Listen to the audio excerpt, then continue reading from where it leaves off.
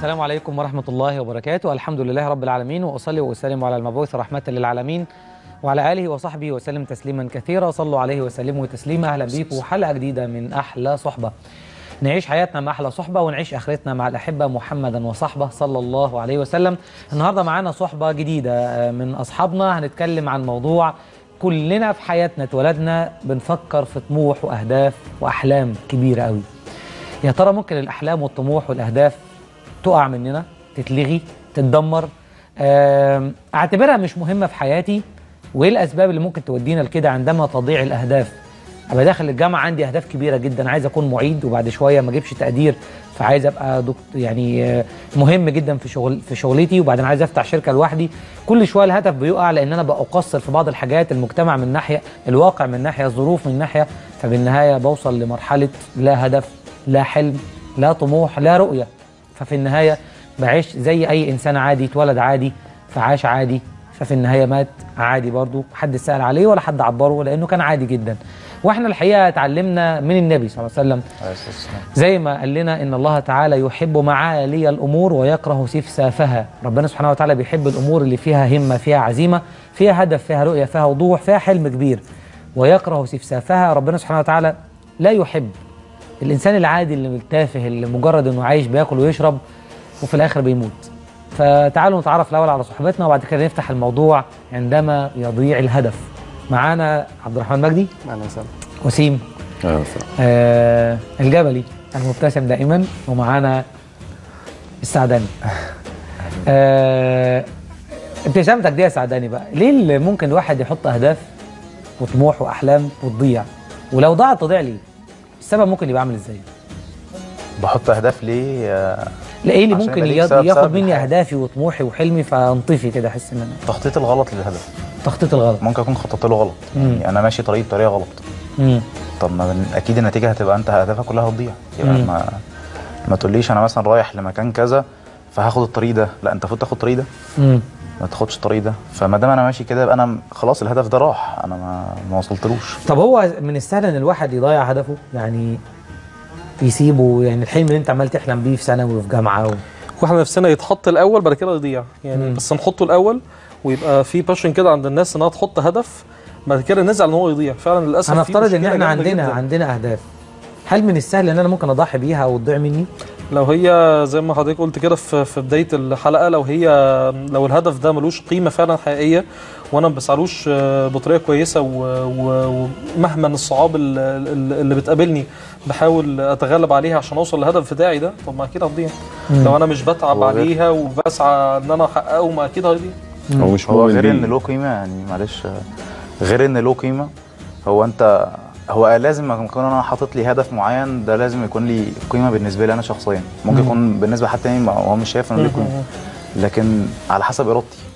هل انا عندي اراده اصلا ان انا احقق هدفي ده ولا ما عنديش اراده؟ طيب ما انا دخلت الجامعه حاطط هدف وعمال اخطط وعمال احلم بيه، وبعدين اتخرجت ما اشتغلتش، ولما اتعرض عليا شغل مش الرسمه اللي انا حاططها في دماغي، انا عايز اقعد على مكتب ومعايا اللاب بتاعي والانترنت وفي الاخر ما لقيتش حاجه من دي، يلا ما هو انا لوحدي، ما في 5000 واحد زيي.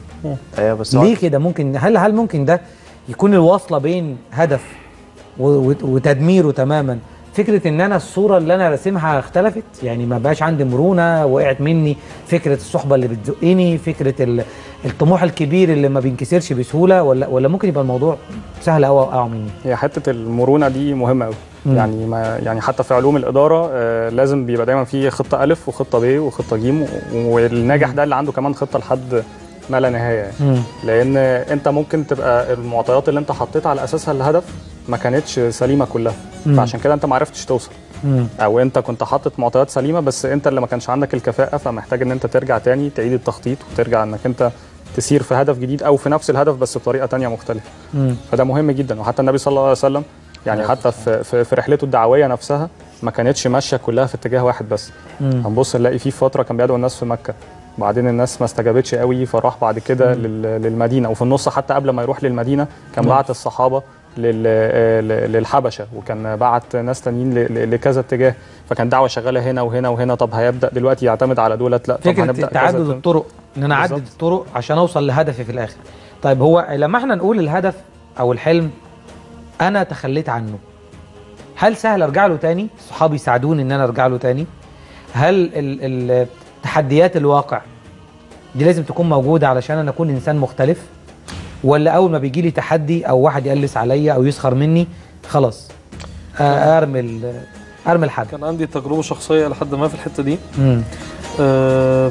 وهي ارتباطها بالصحبة الصالحة، ما بينها الصحبة الصالحة وتحقيق الهدف. تمام. انا كان من اهداف حياتي اللي انا عايش عشانها احياء دور المساجد تاني، ورجوعها للساحه الدعويه والساحه الاجتماعيه وكل يعني انها يكون ليها انشطه في مختلف الاتجاهات. بس للاسف كنت مقصر فيها شويه برضو لانشغال الدراسه، لانشغالي في انشطه ثانيه اخرى غيرها، لصعوباتها كتيره جدا. يعني موضوع بقى الصعوبات اللي بتقابلنا في مجال زي كده. فسبحان الله كنا قاعدين في مره في كافيه اسمه دي كابوتشينو، بنتكلم عليه في مره تانية كده، مع صحبه يعني مش يعني كلمه صحبه صالحه دي قليله قوي عليها. كل الناس كانت جايه بمبادراتها ومشاريعها الاسلاميه اللي بتفيد المجتمع وتفيد الناس كلها. وكنا قاعدين بنصور زي اللقاء بتاع النهارده ده، وكل واحد كان بيتكلم نبذه صغيره جدا على مشروعه اللي هو حارب عشانه، وعمل كل الحاجات اللي يقدر في وسعه ان هو يعملها عشان يقدر يحقق جزء من الهدف بتاعه ده.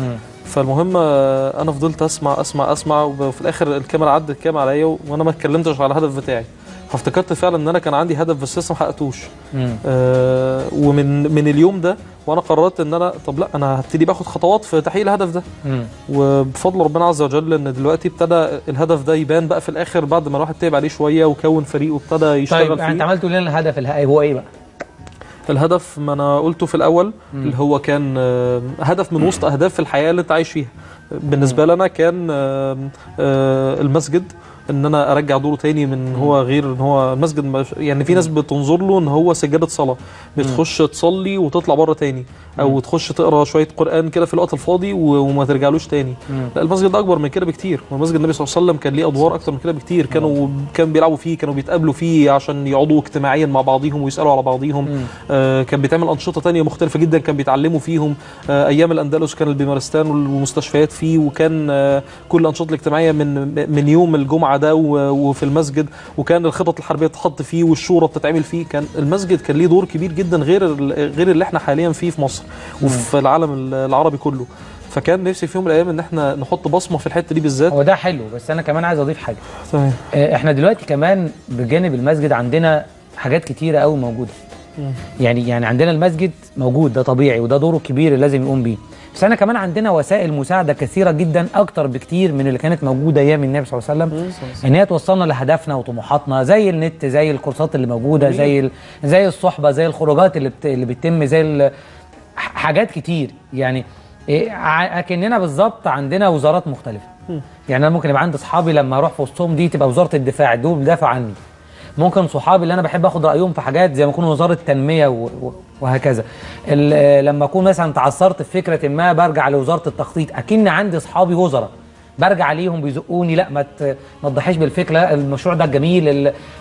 فاحيانا لما بيقابلنا عقبات الهدف بيقع. هل الطبيعي لما يقابلنا عقبات الهدف يقع، ولا ده بيمثل حاجتين؟ ان الهدف بيبقى مهم جدا خلاص بدليل ان انا بتعاند فيه فيولد عندي نوع من العند والتحدي والاصرار، ده جزء. والجزء الثاني ان انا عايز اثبت لنفسي ان انا اقدر اعمل حاجه، والا ما بلاش من الاول. فليه دلوقتي السهل على لسان الشباب اغير الهدف، بعدين نبقى نفكر لما اكبر شويه، اصلا انا بدرس حاجه وبطلع الاقي حاجه ثانيه، اصلا انا بشتغل بتعلم حاجه واطلع ما الاقيش شغل، اصلا انا كان نفسي اكون وفي الاخر المجتمع والعادات والتقاليد والانفلات الامني بقى اي حاجه بتتقال. انا عايز اربط الفكره دي ازاي النهارده لما خاطب اصحابنا اللي عندهم اهداف وهو حاسس ان الهدف بيقع منه وتروح العزيمه والتحدي مع الظروف اللي حواليه ضعيفه، عايز اقول له يلا نزق، يلا نرجع نشتغل من جديد، يلا نرجع نتكلم تاني مع بعض. انا عايز اكلمه، عايز اوصل له، اتكلم معاه ازاي واقول له ايه؟ الفجوه اللي هي الجاب اللي بين ده وبين ده، انا لو قدرت احل له الجاب دي او الفجوه دي هيبقى ناجح جدا وهيلاقي رؤيه مختلفه. في حين ان انا لو سبته وقع فوقع مشروعه، فبالتالي ما بقاش فكره ان واحد هدفه اتغير او وقع، ده هو هيكون بالنسبه لي اداه هدم غير عاديه، ان هو بقى قابلني. فاكر احنا هو انت كنا طار الكون، هو انت مش عارف هتعمل ايه، فبدل ما وقع لوحده خد 5، وده وقع خد 5، وده وقع 5، فبقى المجتمع في النهايه بيقع، وبقى الشاذ في المجتمع اللي بيكمل، رغم ان الطبيعي ان كله بيكمل، ده القليل اللي بيقع. دي المعضله اللي احنا بنتكلم عليها، دي الفكره، دي آلة الربط. عبد الرحمن، فاكر احنا كنا بنتكلم في حته انك انت تربط بصوره ذهنيه. تمام، انت الطبيعي ان انت لازم تحفزني علشان انا ابقى حاسس ان انا يعني مع كل التعب ده ومع كل التضحيات دي انا شايف قوي اللي انا رايح له ده انا عامل ازاي. يعني انا حتى كان يعني في كذا حد من الناس اللي هي مثلا عندها شركات كبيره قوي او كذا او كذا، كنت تبص تلاقيه ممكن هو بيخلو لوحده ان هو يروح عند مثلا مكتب صاحب الشركه اذا كان دوت كان الهدف بتاعه، وعايز يروح له كل شويه ويقعد هناك عند المكتب ده ويقعد ويفتكر انا لو قعدت كده دلوقتي انا هبقى حاسس بحلاوه القعده دي ازاي، انا لو انا دلوقتي عندي نفس العربيه دي هيبقى ازاي، انا لو كذا وكذا، وده الهدف شخصي. ما بالك برضو لو كمان هدف خيري. خلينا مثلا زي ما احمد اتكلم من شويه على موضوع هدف المسجد، هو كان عمال حتى بيذكر نفسه بان المسجد بتاع النبي صلى الله عليه وسلم اللي هو ممكن يكون شافه قبل كده في العمره او شافه حتى في التلفزيون او كذا او كذا، ده كانت الشكل بتاع المسجد كان كذا.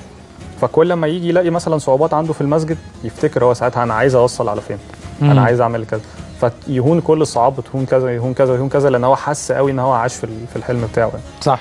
فده مهم جدا يعني الصوره ان انا وسيم ممكن تبقى ايه العقبات اللي ممكن بتقابل الواحد لما يبدا يحط هدف، خاصه في الجامعه وبعد الجامعه؟ ممكن تبقى عامله ازاي؟ تبقى فكرتها ايه؟ تبقى رايحين فين؟ عايزين نعمل ايه؟ هي قصة الجامعة طبعا انت بتبقى لسه ما احتكتش بالحياة العملية، بالواقع شوية، بالواقع، وانت بتسمع عنه بس. فالسمع غير انك تمد ايدك في الواقع وتشوف الدنيا عاملة ازاي.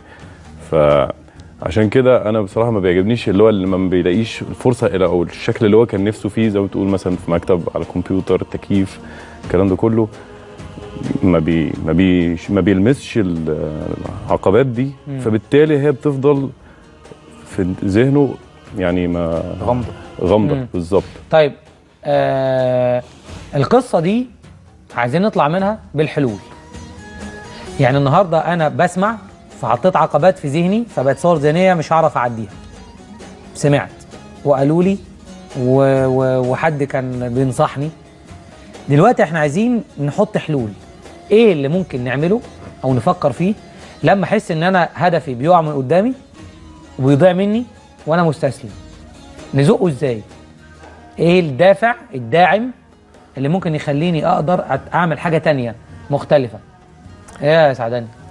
هو كان عبد الرحمن كان قال حاجه من شويه، قال لك في اداره الاعمال اما يبقى عندنا دايما بيبقى فيه بلان اي وبلان بي وبلان سي. يعني لازم دايما اوعاك تفهم ابدا انك لما هيبقى عندك هدف وانت بتسعى عشان تحققه. طيب كلمه الهدف احنا بس قلنا في الحلقه كتير هدف هدف هدف، احنا عايزين نحدد هدفين 3 ونتكلم نوصل لهم ازاي. يعني مثلا عايز اكون لاعب كره مشهور ومحترف، عايز اكون رجل اعمال، عايز اكون صاحب شركه، عايز اكون صاحب اكبر مجمع اسلامي في الشرق الاوسط مثلا، عايز اكون راجل عامل دكتوراه في علم مثلا مش موجود عند المسلمين بكثره فعلم المسلمين العلم ده. عندي هدف واضح. ايه الوسائل الداعمه عشان زي ما احنا بنسمي الحلقه كده عندما يضيع الهدف؟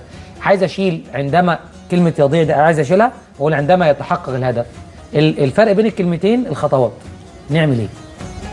نقول 1 2 3 نعمل ايه؟ في وجهه نظري زي ما بقول لحضرتك كان هو لا، اما تبقى عندك هدف عايز توصل له وعاك تفهم ان انت مش هيحصل قدامك عواقب، مش هيحصل قدامك حاجات ممكن تظهر لك تعرقل لك الطريق بتاعك وانت بتوصل لهدفك. حط قدامك خطه الف وخطه ب وخطه ج، يعني اي وبي وسي، بلان اي وبي وسي، تقدر تحقق بيها اللي هو البلان دي وقعت وواضح يعني وارد جدا ان انا ممكن اخطط لها غلط. فخلاص انا اتعلمت من التخطيط الاولاني الخاطئ اللي انا عملته فبصلحها في الخطه الثانيه. هو من امتى ممكن احط نفس هدف؟ من هنا صغير خالص قد كده. مش شرط من اول ما يبتدي في عقل. هو بعد ما بتسال نفسك اسئله معينه تبقى تقعد مع نفسك وتفكر انت عايز الهدف ده ليه. طيب احنا هنجاوب على السؤال ده، نفكر فيه شويه، بس هناخد التقرير اللي معانا نشوف لما اتكلمنا مع المجتمع بتاعنا عن الاهداف لما بتضيع والطموح وممكن يؤدي للبطاله، ممكن يبقى فيه وظايف بس مش عايز اشتغل لان راسم صوره معينه. كل دي اسئله او وجهات نظر حاولنا نوصل بيها لاجابات. تعالوا نسمعها في التقرير ده ونرجع نكمل تاني في احلى صحبه. فخليكم معانا لسه عندنا كلام كتير.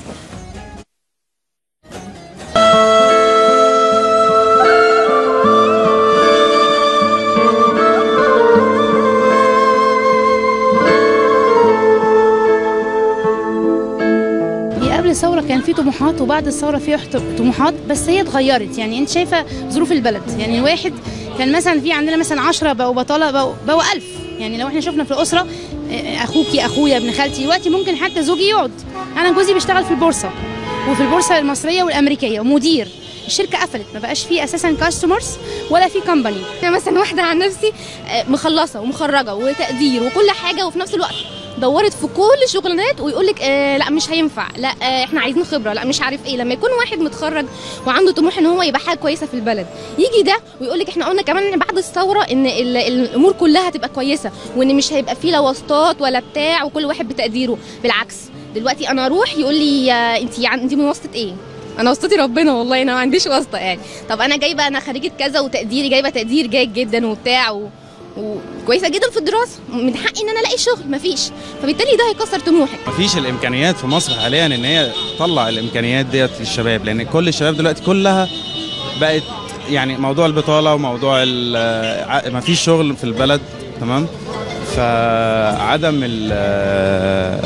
الوظائف المتاحه هي اللي خلت الناس عندها كبت في الشغل، ومفيش طموحات، مفيش اهداف. الشباب نزلوا حكومه، جابوا حكومه ثانيه، ما يعني حتى ما اشتركوا فيها.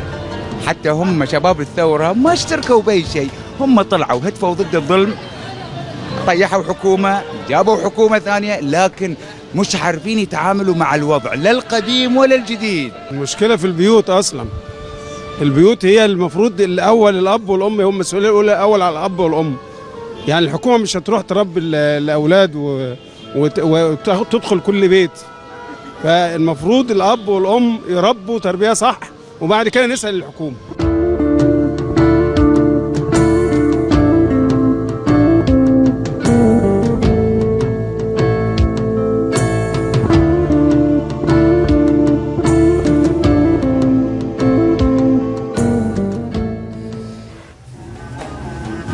زي ما انتم سمعتوا آراء مختلفة. طيب دلوقتي عايزين نشوف الخطوات. هل وانا من صغري عندي 7 8 5 سنين ابدا احط لنفسي هدف، ولا انا كده لسه صغير؟ هل لو انا قلت الهدف ده لوالدي او والدتي، هل ممكن يقلس عليا ويسخر مني وعلى اساس ان انا مش فاهم حاجه ولسه عيل يعني؟ ولا دورهم لازم يكون داعم زي ما احنا سمعنا كمان ان البيت، تربيه، الصحبه، تنميه المهارات، الخطط المتعدده اللي فيها مرونه 1 و2 و3 A وB وC؟ ولا انا بعيش حاله من الجمود، لا جت كده لا انتوا الخسرانين، لا قدرتوا تحققوا لي هدفي وافيد المجتمع والامه، لا اما انتوا يلا يعني انتوا بقى اللي ايه، خسرتوني يا جماعه في الحياه دي. الحياه في الاخر العمر بيعدي بسرعه جدا. كان في قاعده في علوم القياده، قاعده جميله قوي، بيقول لك القاعده دي 20 40 60. 20 يقول لك طول ما انت في سن ال20 لحد ال40 بتقعد تفكر في رأي الناس فيك، والناس هيقولوا عليك ايه، طب الناس عايزه ايه، طب ايه طب ايه، فدماغي في الناس. ومن 40 سنه ل 60 سنه طنش آراء الناس فيك وخليك في اللي انت عايز تعمله، انت ما وصلتلوش ليه. ومن 60 فيما فوق لا عاجبك اللي انت عملته ولا عاجبك آراء الناس، وبتفكر بقى يا ترى هموت على اي موته. هو ينفع نعيش كده؟ تبقى دي القاعده الاساسيه اللي احنا بنعيش بيها، ولا الموضوع مختلف؟ ايه الخطوات يا جماعه اللي احنا عايزين نشتغل عليها؟ عايزين نرجع للتقرير لما قال التربيه.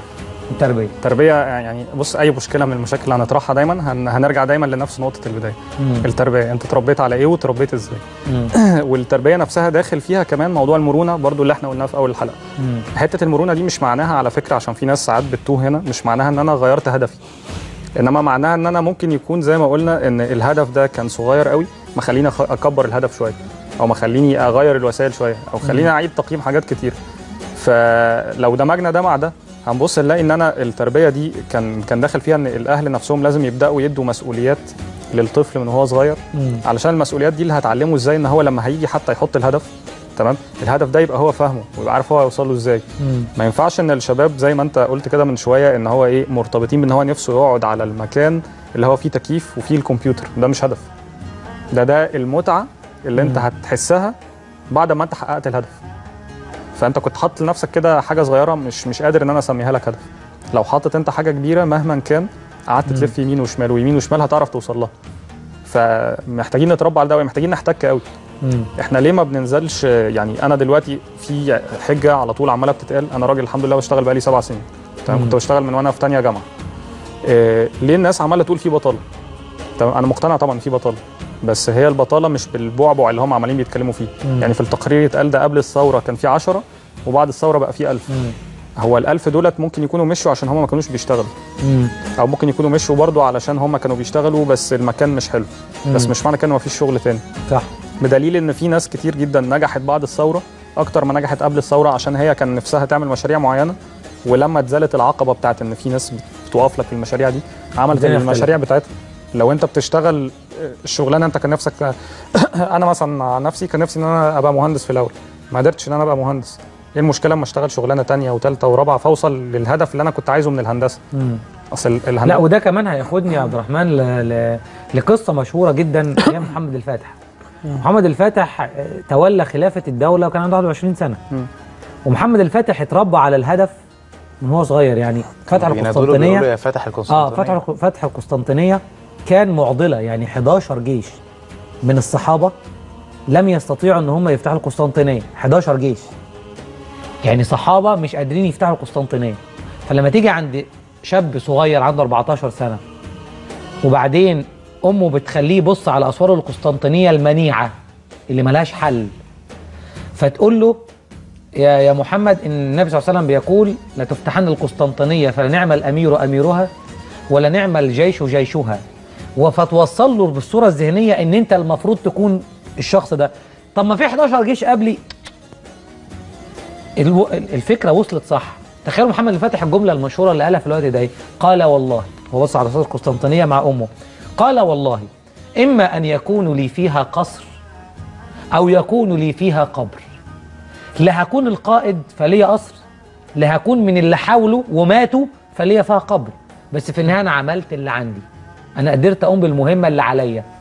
فيجي اقي شمس الدين ده اللي هو الشيخ بتاعه اللي في بدايه ما كان بيعلم محمد الفاتح كان بيضربه بالعصايه. كان هو رئيس الدوله السلطان العثماني، وكان في نفس الوقت لما كان يخطأ في تلاوه القران في الحفظ كان بيضربه بالعصايه عشان يعلمه. فمحمد الفاتح اتربى ان انا اللي هفتح، او ان انا هكون من الجيوش اللي حاولت. مين كان يتخيل ان ممكن بعد 11 جيش من الصحابه يجي واحد من الصحابه يفتحه؟ بس هو حط دي عنده ولسه الصوره كامله. لما يجي عشان نبص على القسطنطينيه ان هي جزيره حواليها 3 اماكن ميه ما ينفعش نوصل ليها، ولانه حاطين في مكان ما سلاسل اي سفينه تعدي السفينه تتقسم نصين، فاتقفل من هنا، والنص الثاني والطريق الثاني محطوط ابراج ضخمه جدا، فاي سفينه تيجي تضرب بالمنجنيق فتدمر تماما. فيستعين بواحد من كندا في الوقت ده انه يعمل له اكبر منجنيق في العالم في وقتها، محمد الفاتح، ويعمل حركه الى الان تدرس في العلوم العسكريه، انه طب احنا عايزين ننقل السفن بتاعتنا عشان ندخل، ده في سلاسل والطريق الثاني هم محاصرينه فهيدمر السفن بتاعتنا، والطريق الثالث مستحيل حد يوصل لهم منه. طب الحل منين؟ طريق البري، ده اصعب طريق. طب الطريق البري ازاي وانت بتحارب بسفن؟ فيفتكسوا فكره بلغتنا احنا بقى، اختراع مبهر، ان هم يدهنوا الجبال زيت، يحط خشب ويحط خشب زي مجرى كده، ويبدا يدهن السلاسل الخشب والجبال بالزيوت معينه، ويبداوا يحطوا السفن ويحطوا القواعد بتاع السفن عليها نفس الزيوت والشحوم دي، فيبدا الجيش يجر السفن من فوق الجبال. تخيلوا جبال يدهن بالزيت ويتعمل عليها مجرى من الخشب، وسفن سفن حربيه، مش سفن كده لو جينا نشد عوامه بنتعب، ده سفن حربيه.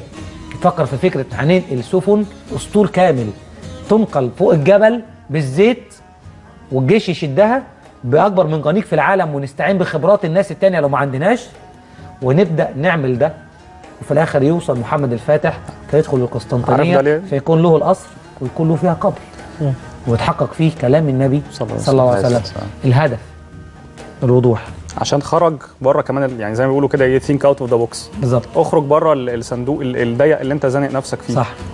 حتى في علم التنافس، حتى في التسويق او في الاداره، يعني اتعلمنا ان هو في حاجه اسمها، وده يعني حتى احد الشيوخ اللي علمها لنا، في حاجه اسمها محيط احمر ومحيط تاني ازرق. المحيط الاحمر ده اللي هي كل الناس عماله بتتقاتل فيه ومزنوقه وبتشتغل بنفس الطريقه، فوصل لمرحله ان هو من كتر ما بقى فيه السمك عمال بيخبط في بعضه بقى كله مليان دم.